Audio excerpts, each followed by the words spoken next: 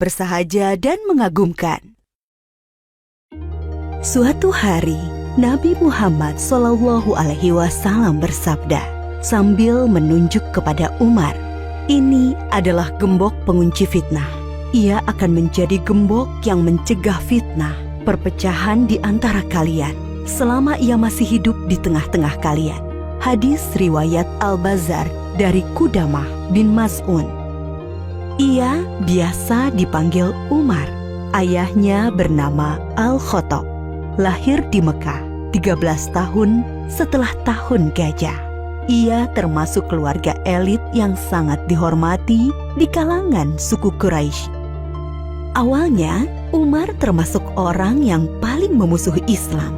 Namun setelah masuk Islam pada tahun ke-6 kenabian, ia menjadi salah satu yang paling membela kekuatan Islam. Dengan masuk Islamnya Umar bin Khattab, Allah telah menjawab doa yang telah dipanjatkan Rasulullah SAW 2 hari sebelumnya. Ya Allah, kuatkanlah Islam dengan Umar bin Khattab atau Amr bin Hisham, yakni Abu Jahal. Umar bin Khattab dikenal sebagai orang yang sangat pemberani demi kebenaran dan keyakinan. Ia mengikuti semua peperangan bersama Rasulullah SAW. Keberanian Umar tercermin ketika ia mengabarkan keislamannya kepada setiap tokoh Quraisy. Pada saat orang-orang sedang berkumpul di Hijr Ismail dekat Ka'bah, Umar mengabarkan keislamannya kepada mereka.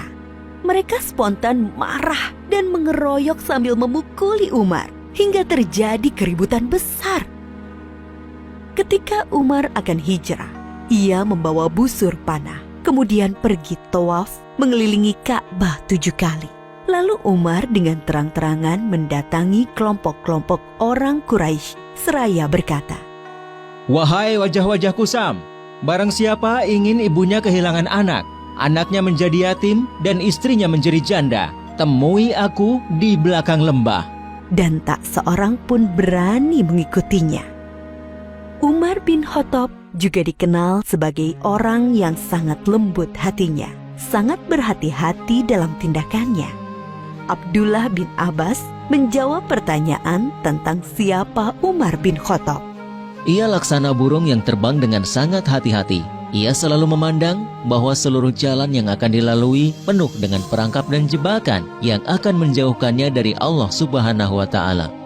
Itulah sebabnya Allah membimbingnya dan banyak memberikan karomah, yaitu hal luar biasa yang hanya diberikan Allah kepada para kekasihnya. Sehingga beberapa kali ucapannya direspon oleh Allah Subhanahu wa Ta'ala. Di antara karomah Umar bin Khattab yang diberikan oleh Allah Subhanahu wa Ta'ala kepadanya, yaitu pada suatu hari ia mengirimkan pasukan perang yang dipimpin oleh Sariyah. Setelah sekian lama pengiriman pasukan, ketika sedang menyampaikan khutbah Jumat di Masjid Nabawi di Madinah, tiba-tiba Umar berkata, "Hai Sariyah, ke gunung, ke gunung, ke gunung." Hadirin yang di dalam masjid pun saling berpandangan dan merasa heran. Berselang 1 bulan, datanglah seorang utusan Sariyah menyampaikan surat kepada Umar bin Khattab. Ia menceritakan bahwa pasukan Islam saat itu sedang terdesak di dekat gunung di daerah Nahawan, sebuah tempat yang jauh dari Madinah, dan mendengar seruan Khalifah Umar radhiyallahu anhu. Lalu kami berlindung di gunung, dan Allah memenangkan kami atas musuh-musuh kami.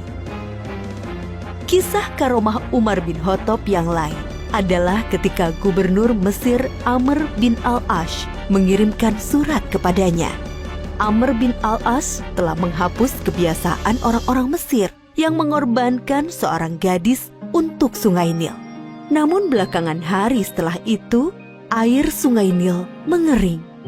Lalu Umar bin Khattab menjawab surat gubernur Mesir itu sambil melampirkan sebuah catatan kecil yang bertuliskan, "Dari hamba Allah, Amirul Mukminin Umar bin Khattab, amma ba'du. Hai Sungai Nil, jika engkau mengalir karena dirimu sendiri, maka janganlah engkau mengalir.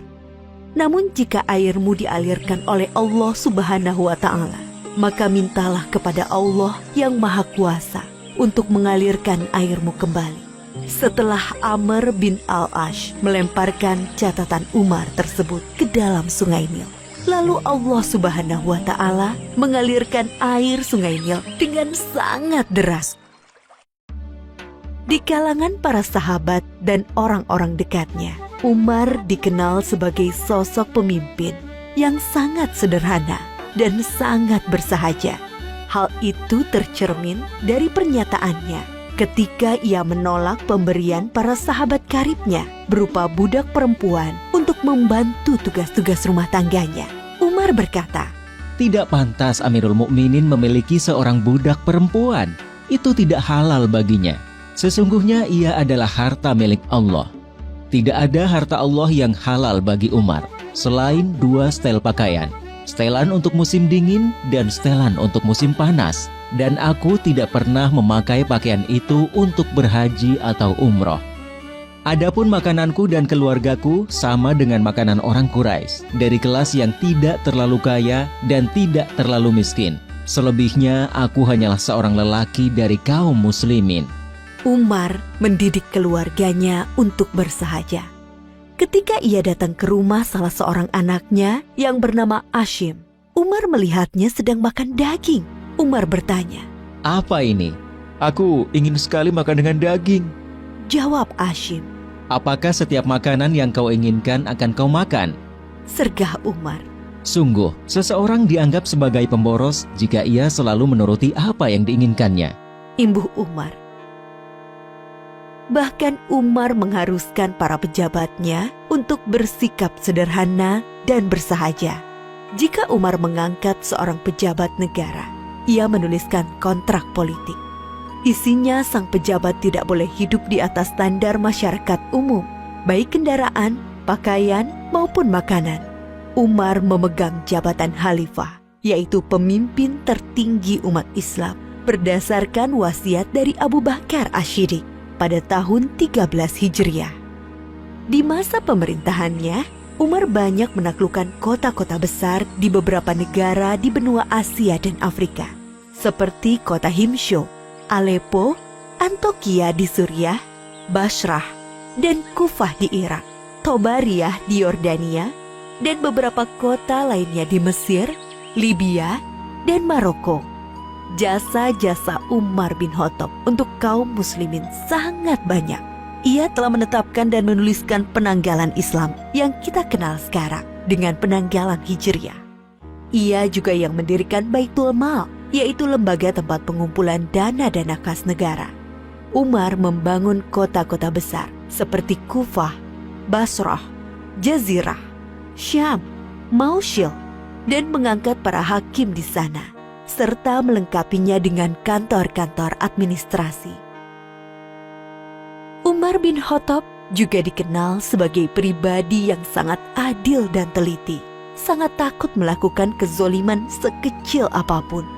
Umar pernah mengatakan, Sesungguhnya aku menempatkan diriku terhadap harta milik Allah, harta Baitul Mal, laksana posisi wali anak yatim terhadap harta anak yatim. Sejauh kemampuanku, aku akan menahan diri dari memakan harta milik Allah.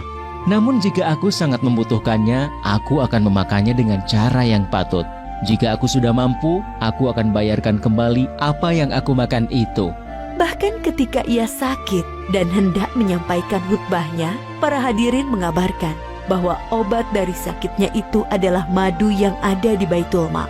Umar berkata, Kalau kalian mengizinkanku untuk mengambilnya, akan aku ambil. Kalau tidak, maka kunyatakan benda itu haram untukku. Umar bin Khattab adalah pemimpin yang sangat sayang dan peduli dengan rakyat yang dipimpinnya. Seperti biasanya, Umar keluar malam untuk melihat keadaan rakyatnya. Di tengah perjalanan, ia mendengar suara seorang wanita yang melantunkan bait syair kerinduan kepada suaminya yang bertugas jihad di jalan Allah. Lalu ia bergegas pulang dan meminta pendapat putrinya, Hafsah. Seberapa lama seorang wanita sanggup menahan kerinduan terhadap suami? Setelah mendapat jawaban dari Hafsah, ia segera menulis surat kepada para panglima yang bertugas di medan perang untuk memulangkan para pasukan mujahidin ke rumahnya setelah bertugas selama 4 bulan. Umar bin Khattab meninggal pada tahun 23 Hijriah. Ketika hendak memimpin sholat subuh, ia ditikam oleh seorang budak Majusi dari Persia yang merasa diperlakukan tidak adil dan dendam dengan Umar. Ia bernama Abu Lu'lu'ah. Menjelang ajalnya tiba, Umar berkata, Ketahuilah, sesungguhnya aku ingin keluar dari dunia ini dengan timbangan yang seimbang. Tidak terlalu memberatkanku dan juga tidak terlalu meringankanku. Ia melanjutkan, Andaikan aku memiliki emas sebesar bumi, niscaya akan kupakai sebagai tebusan kengerian perjalanan yang akan kuhadapi. Adapun persoalan khalifah, kuperintahkan agar dimusyawarahkan oleh Utsman bin Affan, Ali bin Abi Thalib, Zubair bin Awam, Abdurrahman bin Auf, Sa'ad bin Abi Waqqas, dan Tolhah bin Ubaidillah. yang akhirnya mengerucut kepada terpilihnya Utsman bin Affan. Umar juga memerintahkan putranya yang bernama Abdullah untuk memeriksa hutang-hutangnya dan berpesan, Kalau kekayaan harta keluarga Umar cukup untuk membayarnya, maka bayarlah dari harta mereka. Namun, jika tidak mencukupi, maka mintalah dari Bani Adi. Kalau masih tidak mencukupi, maka mintalah dari orang-orang Quraisy. Umar berpesan, Pergilah menemui Ummul Mukminin Aisyah dan katakan bahwa Umar meminta izin untuk dikebumikan bersama 2 sahabatnya. Abdullah pun pergi menemui Aisyah dan mengulangi kata-kata ayahnya. Aisyah menjawab, tadinya aku menginginkan tempat itu untuk diriku sendiri, tapi kini aku lebih mementingkan ia daripada diriku.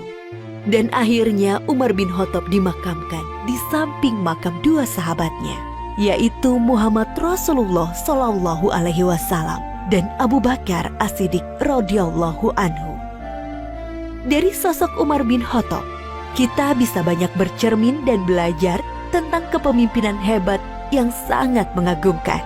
Setiap orang hendaklah berusaha membiasakan hidup sederhana, termasuk pemimpin. Meskipun ia mendapatkan banyak fasilitas dari posisi dan jabatannya.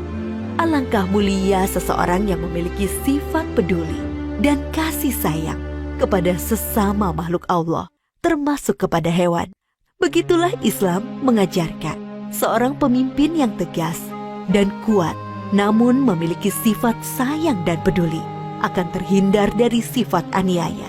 Kemuliaan hidup tidak selalu hadir dari kedudukan seseorang, tidak pula ketenarannya.